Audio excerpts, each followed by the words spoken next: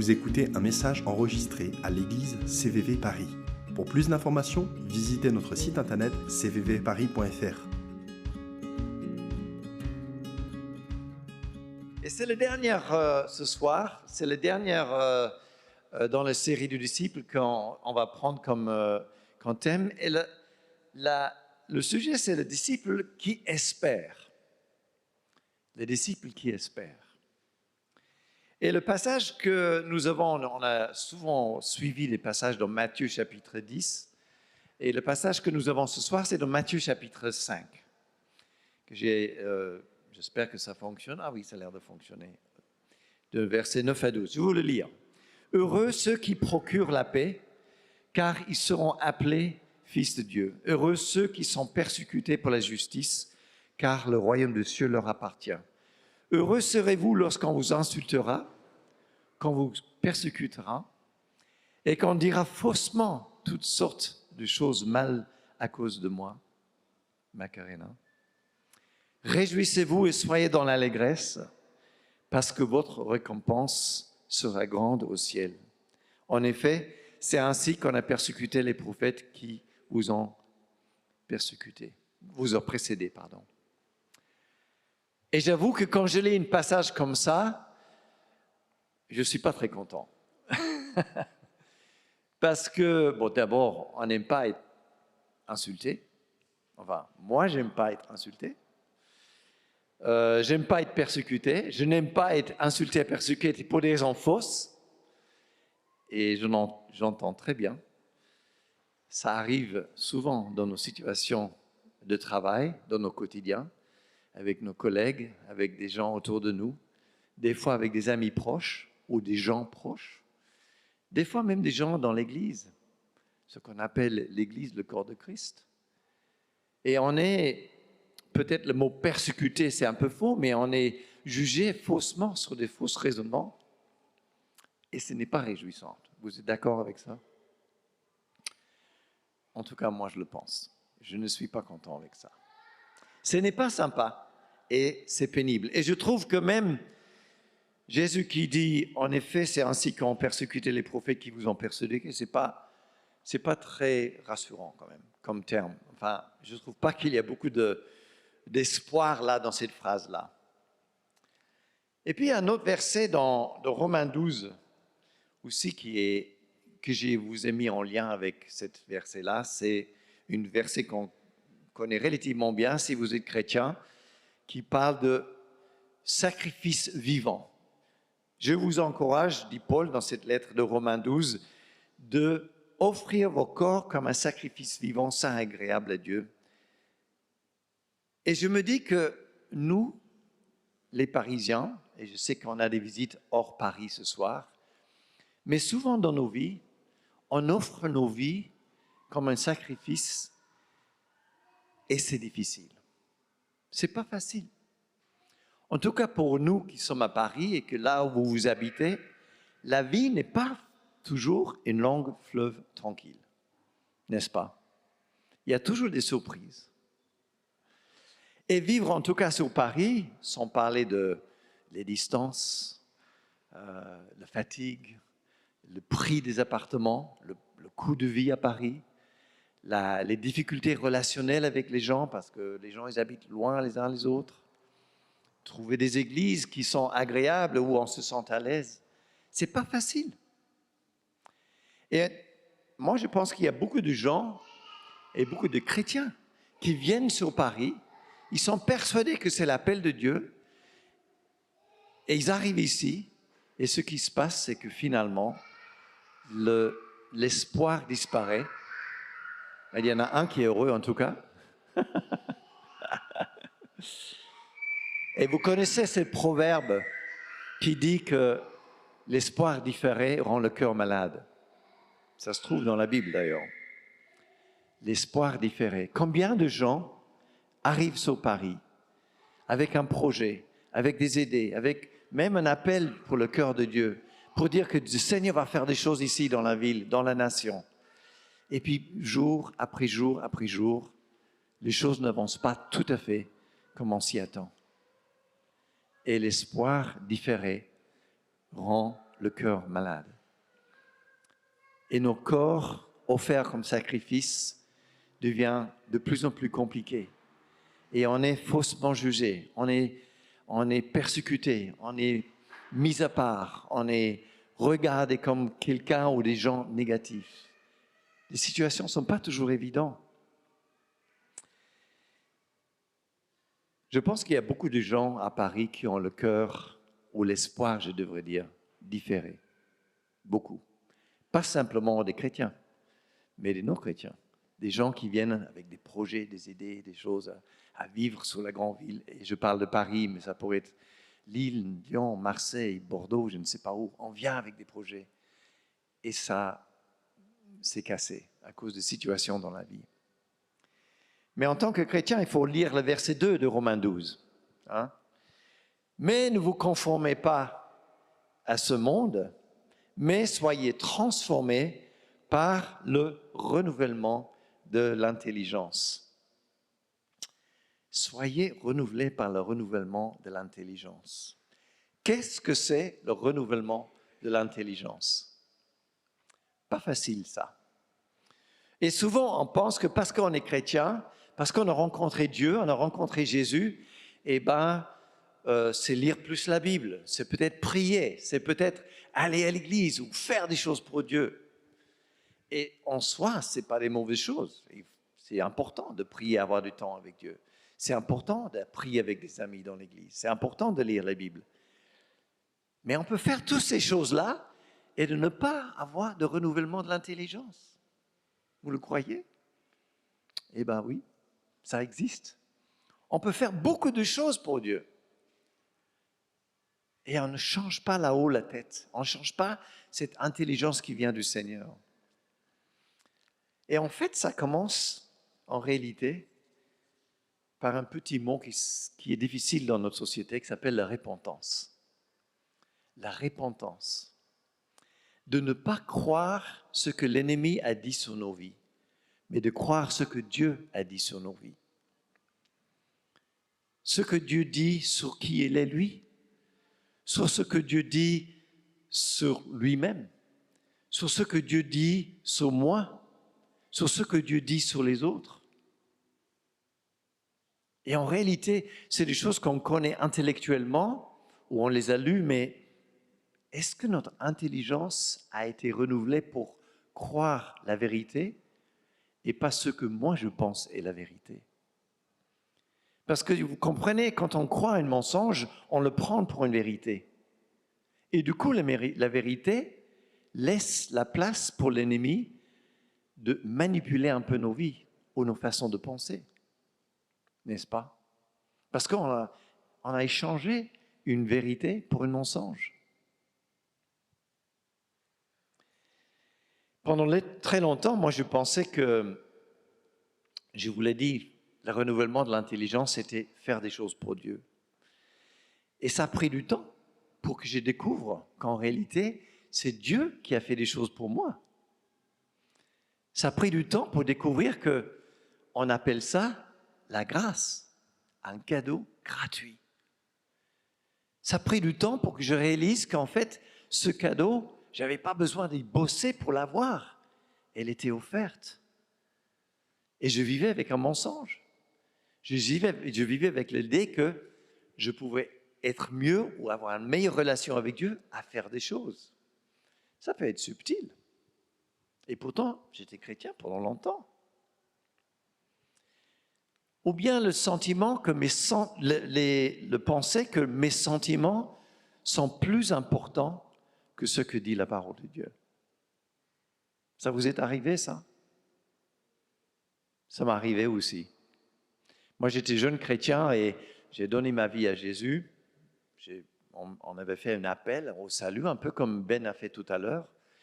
Et j'ai dit, OK Dieu, je ne comprends pas très bien la situation, je ne sais pas très bien encore qui tu es, mais je suis d'accord de te suivre. Je suis d'accord de dire oui à Dieu. Je ne sais pas très bien qu'est-ce que ça veut dire, mais je veux bien faire oui à Dieu.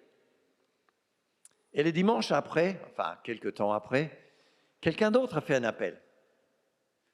Et Jean 3,16, Dieu a tant aimé le monde. Ah oui, c'est vrai, il faut que je vienne devant à nouveau. Et on a prié à nouveau pour moi.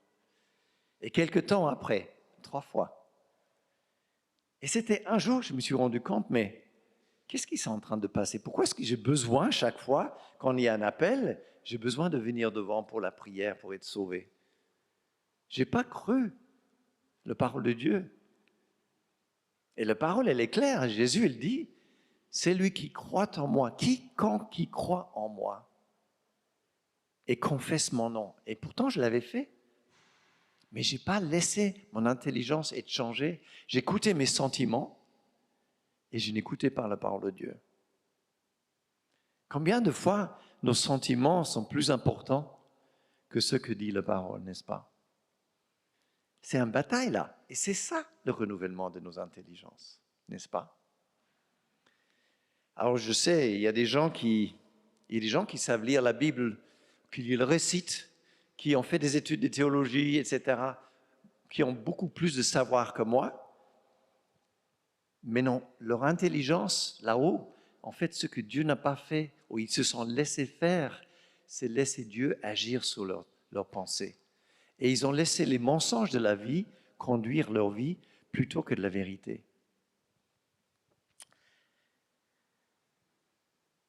Je vais juste vous donner un petit témoignage personnel que Maryse et moi on a vécu, mais ça me concerne moi.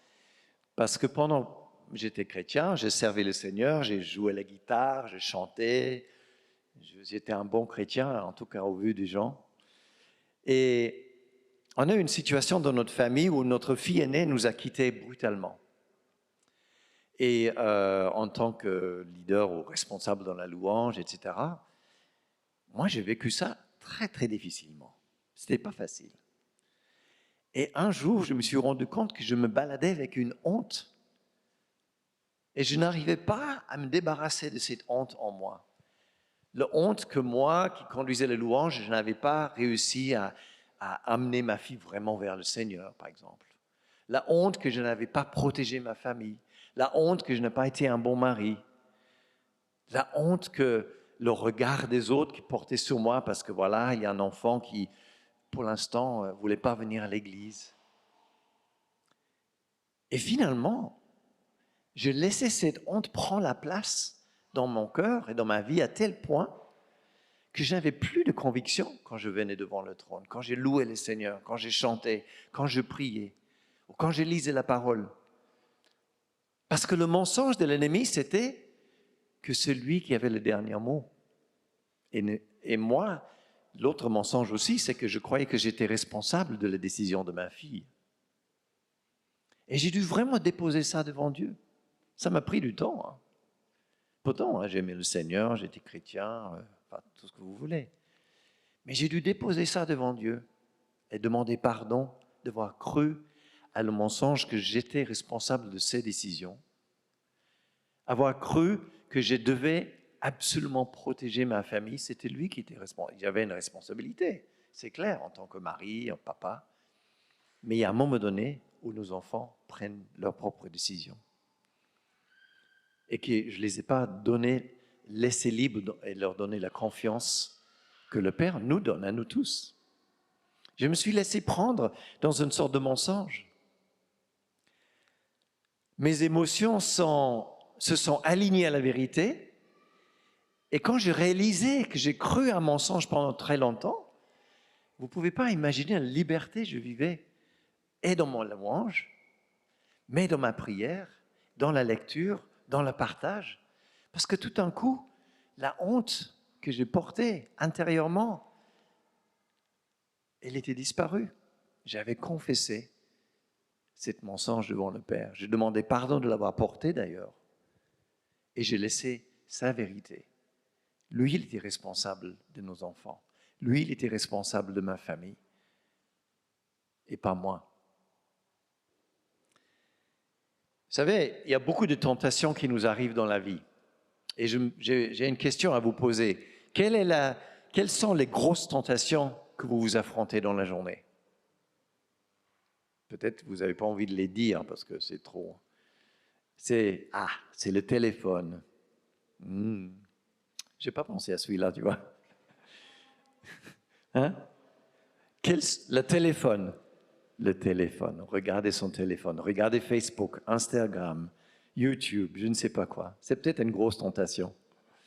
Moi, je me suis dit que la grosse tentation, c'était tuer ton mari ou... Ah non, quand même pas. Ou voler, ou ouais, meurtre. C'est pas le genre de tentation qu'on est affronté, n'est-ce pas? Les grosses trucs comme ça. Pour moi, les tentations de l'ennemi sont des fois très, très subtiles. Et dans Éphésiens 6, 16, c'est écrit « Prenez en toutes circonstances le bouclier de la foi, avec lequel vous pouvez éteindre toutes les flèches enflammées du diable. » C'est quoi les flèches enflammées du diable? C'est quoi? C'est les doutes et les mensonges. C'est ça les flèches enflammées du diable. Et on ne les voit pas forcément. On ne les voit pas forcément, le doute. Ça vient comme ça, dans un coin de rue ou à un moment comme ça, inattendu, je suis en train de faire la cuisine. Le doute. Et que je l'accueille et ça devient le mensonge. Et vous connaissez l'histoire d'Ève dans le jardin. Et le diable lui dit, mais si, est-ce que Dieu a vraiment dit? Il met en doute. Est-ce que Dieu a vraiment dit? Elle dit, peut-être qu'il ne l'a pas dit. Tiens, je vais manger, voir qu'est-ce qui se passe. Ça nous arrive tous. Même Jésus était tenté. Le diable lui a dit, si tu es le Fils de Dieu. D'ailleurs, c'est assez intéressant parce que dans Matthieu 3, Jésus est baptisé et le Père dit, voici mon Fils bien-aimé en qui j'ai mis toute ma confiance. Mon Fils bien-aimé. Et le diable, il ne dit pas ça. Il ne dit pas, si tu es le Fils bien-aimé, il dit, si tu es le Fils de Dieu. Parce que lui, il ne peut pas comprendre l'amour. Il ne peut pas connaître l'amour. C'est le père des mensonges, n'est-ce pas? Alors, il détourne pour dire, si tu es le Fils, il met en question, il met en doute la filiation et l'amour. Ça, c'est le travail de l'ennemi. Mais revenons à cette question d'espérance et d'espoir. Qu'est-ce qu'il dit la Bible? Dans Romains 15, verset 13, c'est écrit que le Dieu de l'espérance vous remplit de toute joie et de toute paix dans la foi pour que vous débordiez de l'espérance par la puissance du Saint-Esprit. Que vous débordez. Est-ce que tu débordes d'espoir? Est-ce que tu débordes de l'espérance que Dieu a mis en toi? Une autre façon de le dire, est-ce que vous brillez? Est-ce que ça se voit? Est-ce que les autres le voient? Est-ce que c'est contagieux? Parce que quand ça déborde, ça va chez les autres. Est-ce que tu brilles de l'espérance?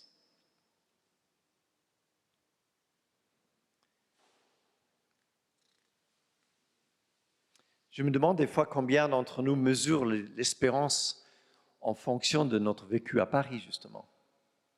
Vous voyez? Et en termes de nos sentiments. Combien d'entre nous mesurent notre espérance parce qu'on est victime dans une situation de notre travail ou dans nos relations avec des gens autrui? Combien de gens d'entre nous mesurent l'espérance parce qu'on est encore en train de regretter notre passé? Et le passé, elle va probablement contrôler mon avenir. Est-ce que c'est comme ça, tu vois la vie?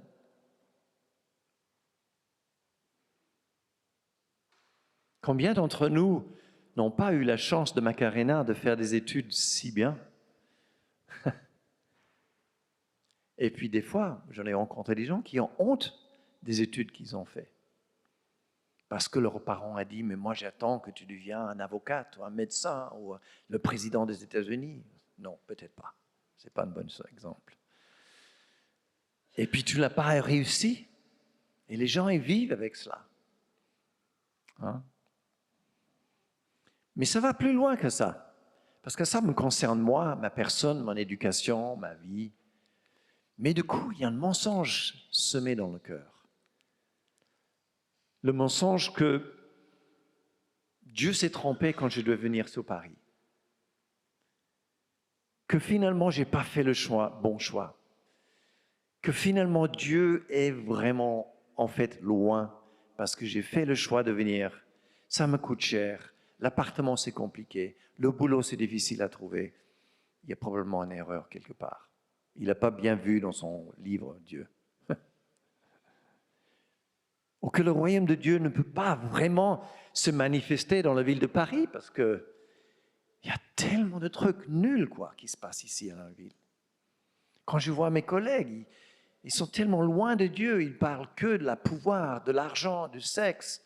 Ils veulent que aller dans la boîte le soir. Dieu ne peut pas éteindre ces gens-là. C'est ça qui se passe dans nos cœurs quand on croit des mensonges. Et qu'est-ce qui se passe à ce moment-là? Le diable vole ton espérance dans ce que Dieu a dit. L'ennemi vient, il a envoyé ce petit flèche et l'espoir est différé. L'espoir est différé. J'aime bien quand il y a des gamins qui courent un peu partout. Bon, des fois, il faut les contrôler un peu. C'est pas grave, c'est pas un problème et c'est normal. Mais j'aime bien. J'aime bien parce que j'aime bien les voir courir. Et nous, on a 2 petits-enfants, mais je me souviens surtout de Naomi, la deuxième, qui est au Danemark, avec ma fille et mon gendre. Et quand elle était tout bébé, évidemment, on recevait sur nos téléphones des photos de Naomi qui arrive à s'asseoir. Alors, ça balançait un peu, mais elle était assise. Et après, tu as une photo de Naomi qui a 4 pattes. Et ici, on a souvent, et on va en avoir d'ailleurs d'autres, parce qu'il y a des bébés qui arrivent, des bébés à 4 pattes. Et c'est super de pouvoir recevoir des photos comme ça. Et après, on reçoit une photo de Naomi qui est juste debout, mais qui se balance. Et puis, il y a le papa qui la chope derrière, parce qu'elle va tomber devant ou derrière. Et après, on a une photo de Naomi où elle fait ses premiers pas. Hein? Peut-être 2, pas plus. Ou une photo où elle fait 3 ou 4 pas. Et ça y est, Naomi qui marche. Mais on n'a pas reçu de photos de Naomi qui tombe tout le temps. On a reçu des photos de Naomi qui marche. Pourquoi? Parce que Naomi, elle a 2 parents et un grand frère. Et elle s'est dit, je suis destinée de marcher. Et il marche, moi je vais marcher. Elle n'arrête pas de regarder son père et sa mère. Et c'est ça que la Bible nous invite de faire, de regarder notre Père. Parce que nous sommes destinés d'être un peuple d'espérance. Toi, tu es destiné d'être un homme et une femme avec de l'espoir. Quel que soit ton passé, quel que soit ton vécu, quel que soit ce que tu as vécu dans ta vie, tu es appelé à l'espoir. Et le psaume 62 nous dit, oui, mon âme, repose-toi sur Dieu, car c'est de lui que vient mon espérance. C'est de lui que vient mon espérance. La question, c'est de ne pas croire le mensonge de l'ennemi, ou plutôt de laisser le Saint-Esprit révéler le mensonge pour que je découvre ce mensonge, le confesser, demander pardon de l'avoir porté et laisser la vérité de la parole de Dieu être déposée dans nos cœurs. Et croire ce que Dieu annonce sur moi, de croire ce que Dieu annonce sur nos vies, parce que vous êtes destinés à l'espoir. Je voudrais lire, merci d'avoir lu ce passage dans Sophonie. Je ferai de toi mon plus grande joie. C'était dans Sophonie 3. Le verset 17, et je ferai de toi ma plus grande joie. Vous avez remarqué que c'était du passé? C'est dans l'avenir, je ferai de toi, n'est-ce pas? Moi qui est très bon en grammaire, c'était de l'avenir. Je ferai de toi. Comment? Je ferai. Ah bon, je ferai. Il faudrait que je regarde le verset. Je ferai de toi. D'accord.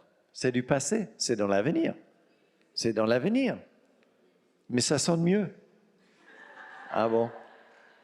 C'est surtout ce que la Bible nous dit. C'est quelque chose que le prophète a dit dans l'Ancien Testament qui va être dans l'avenir. Et dans l'avenir, c'est quand? C'est maintenant. L'avenir, c'est maintenant. Je fais de toi ma plus grande joie.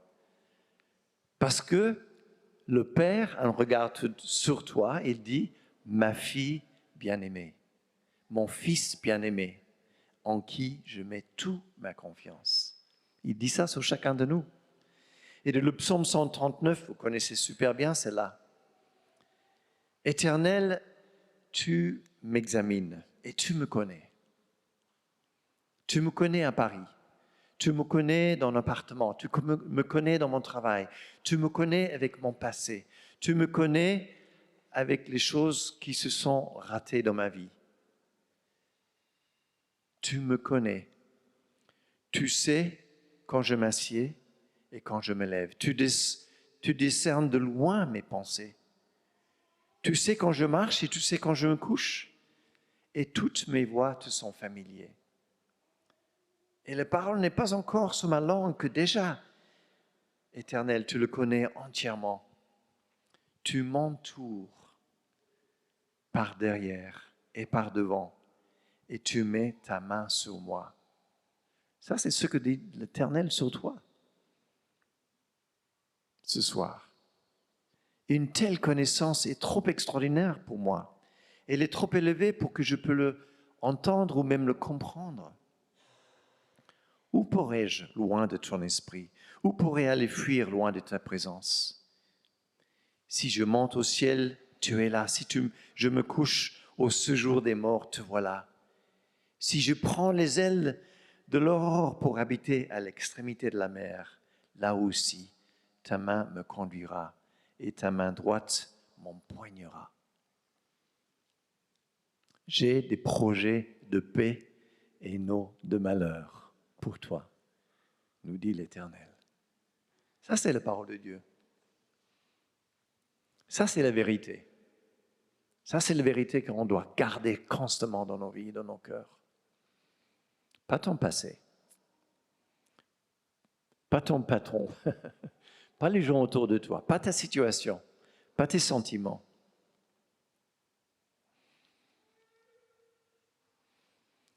Romains 8 nous dit, cette espérance ne trompe pas. L'espérance de la Père ne trompe pas. Parce que l'amour de Dieu est devenu nôtre. Elle est déversée dans notre cœur. L'amour de Dieu est déversé. Il a déversé tellement par le Père. Il a déversé tellement qu'il a donné son Fils. Il a tellement déversé qu'il a donné son sang. Il a donné sa vie. Ça, c'est l'amour du Père. Et on oublie, on pense juste que le salut, c'est Jésus est donné pour mon salut. Et c'est vrai que Jésus est donné pour notre salut. On ne peut pas rencontrer le Père s'il n'y a pas Jésus. Mais cet amour-là, elle est déversée dans nos cœurs. Et ça donne l'espoir, ça donne l'espérance. J'ai écrit une définition, je ne sais pas si elle est très très bonne, mais je l'écris quand même. L'espérance est la croyance que le futur va être mieux que le présent. Ça, c'est pas trop difficile à dire. Et que Dieu me donne la possibilité de ce changement. C'est ça qui est important. Et que Dieu te donne la possibilité de ce changement. Comment? Par la repentance. Parce que la repentance, c'est un mode de vie. C'est quotidien. C'est tous les jours. Et je cours vers cela. J'en suis avide de ce moment. Quand je découvre quelque chose, de dire, pardon Père, j'ai accueilli un mensonge là. C'est une chance qu'on a en tant que chrétien. Les autres, ils ne l'ont pas. Ils restent dans le désespoir. Alors, ils essayent des fois de dire, non, il faut avoir l'espoir, c'est vrai, ça ira mieux demain. Mais c'est une illusion, parce qu'ils ne peuvent pas aller vers le Père pour accueillir la vérité sur leur vie. L'espoir, vous savez, c'est un verbe, c'est actuel, c'est quelque chose qui bouge. On va en avant avec l'espoir. Et on fait des choses extraordinaires.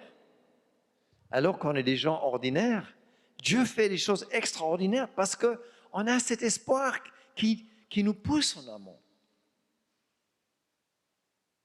Imagine juste un instant si David, qui est devant Goliath, et ils se disent, attends, il faut juste que je vérifie les statistiques là parce que j'ai quand même un géant devant moi. Oui, un sur 10 000 que je vais mourir. Certainement, les autres, ils vont gagner le combat, Philistin. Ils regardent les statistiques, ils regardent les choses de terre, ils regardent les choses terrestres. Il vaut mieux que je retourne regarder les moutons parce que là, c'est pas sûr. Il a cru un mensonge? Non, il était rempli de passion et d'espoir. L'espérance de l'Éternel le saisissait. Ou Ézéchiel, vous prenez Ézéchiel comme exemple, qui doit prophétiser sur les ossements. Et il s'est dit, non, attends, Dieu, juste un instant, je vais vérifier s'il y a un tout petit peu de chair sur les os, parce que peut-être qu'ils ne vont pas vivre, mais il faudrait juste que j'analyse la situation avant que je prophétise. Non, pas du tout. Il avait une espérance dans l'Éternel et ce que Dieu allait faire, que la parole est sortie de sa bouche et il y a une armée qui s'élève. Et quand toi tu paroles et quand tu prophétises et te donnes une parole, c'est l'espoir, c'est la parole qui est créatrice et qui crée une espérance. Et les ossements se réveillent et une armée se lève. Moi, j'ai déjà dit que Dieu nous demande de faire des choses impossibles. Non simplement ça, Dieu nous demande d'être des surnaturels. Le surnaturel, ce n'est pas un film, hein? Ce n'est pas une vidéo avec des zombies qui vous attrapent là, ou je ne sais pas quoi, quel autre truc imaginaire. Le surnaturel, c'est la puissance de Dieu, c'est l'espérance de Dieu qui est déposée en toi parce que tu as cru en celui qui est mort et ressuscité et aujourd'hui tu marches avec cet espoir. Et non simplement tu le marches avec, mais elle déborde aux autres et autour de toi. Que le Dieu de l'espérance vous remplisse de toute joie. Que cette espérance ne trompe pas parce que le mot de Dieu est déposé dans nos cœurs. Je l'ai déjà lu. Alors, je vais relire ce passage dans Matthieu 10 à nouveau. Parce que du coup, si on est des gens qui ont saisi qu'est-ce que c'est l'espérance, si on est des gens qui savent revenir régulièrement à la repentance, si on est des hommes et des femmes qui vivent quotidiennement avec une réalité que Dieu est la dernière parole, c'est sa parole qui est mon absolu, si ça c'est notre vérité, les gens autour de nous vont nous persécuter parce qu'ils ne comprennent pas l'espérance. Ils ne comprennent pas la justice de Dieu. Ils ne comprennent pas l'amour. Comment ils peuvent comprendre l'amour? Comment ils peuvent comprendre l'espérance? Ils ne peuvent pas. Donc oui, c'est vrai, c'est pas très sympa de le dire, mais on va être faussement insulté. On va être faussement persécuté. Mais compte-le comme toute joie, parce que ça veut dire que tu as ton espérance, l'espérance que Dieu a mis en toi, les autres le voient. Et ça les dérange. Ça les dérange. Et tu devrais être content pour ça. Tu peux être content que ça les dérange. Heureux ceux qui procurent la paix, car ils seront appelés fils de Dieu. Heureux ceux qui sont persécutés pour la justice, car le royaume des cieux leur appartient. Heureux serez-vous lorsqu'on vous insultera, qu'on vous persécutera, et on dira faussement de vous toutes sortes de mal à cause de, alors c'est écrit à cause de moi, à cause de l'espérance qui est déposée en vous. C'est ça qui dit la parole. Et la parole était donnée aux disciples, à des gens qui étaient autour de Jésus à l'époque. Et ils connaissaient l'espérance des prophètes. À l'époque, ils connaissaient l'espoir que les prophètes dans l'Ancien Testament, ils avaient pour attendre le Messie. Et ils savaient qu'il y avait des prophètes certains sont morts, même par le peuple d'Israël, parce que les prophètes avaient une espérance pour celui qui allait venir. Et nous avons une espérance pour celui qui est en nous aujourd'hui. C'est encore plus.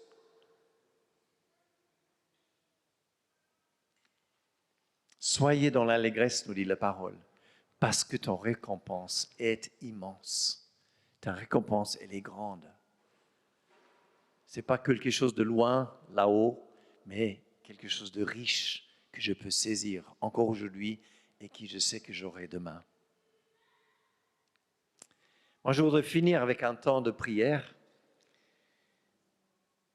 Peut-être que chacun peut juste fermer les yeux et soyons honnêtes avec vous-même et avec le Père.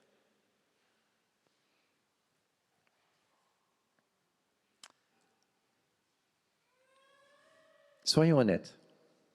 Je ne sais pas si on va chanter quelque chose après, c'est à vous de voir. Je sais qu'il y a un temps de prière aussi pour les familles qui vont nous quitter. Mais je voulais juste que vous soyez dans l'écoute du Saint-Esprit. Des fois, le passé nous guette. Et comme je vous ai dit, le mensonge que, en fait, c'est le passé qui décide mon présent. C'est le passé qui décide la joie que je vis aujourd'hui.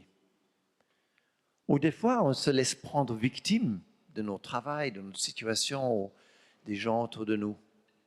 Et on est heureux dans cette attitude de victime. Et on doit demander pardon au Père d'avoir accueilli l'esprit de victime. C'est tout un travail. Peut-être que ça ne peut pas se faire complètement maintenant, mais c'est un commencement. Peut-être qu'on a perdu un peu l'espoir que Dieu va sauver la nation, que Dieu peut vraiment changer la France, que le royaume de Dieu peut vraiment toucher Paris. Est-ce que vous avez perdu l'espoir que Dieu peut toucher le lieu de votre travail et les gens autour de vous? Parce que c'est juste trop compliqué? Je ne sais pas quel est votre espoir différé. Vous le savez. Et je vous invite de juste prendre quelques instants dans le silence et de le mettre devant Dieu, de mettre devant le Père. Vous venez d'écouter un message enregistré à CVV Paris. Pour plus d'informations, visitez notre site internet cvvparis.fr.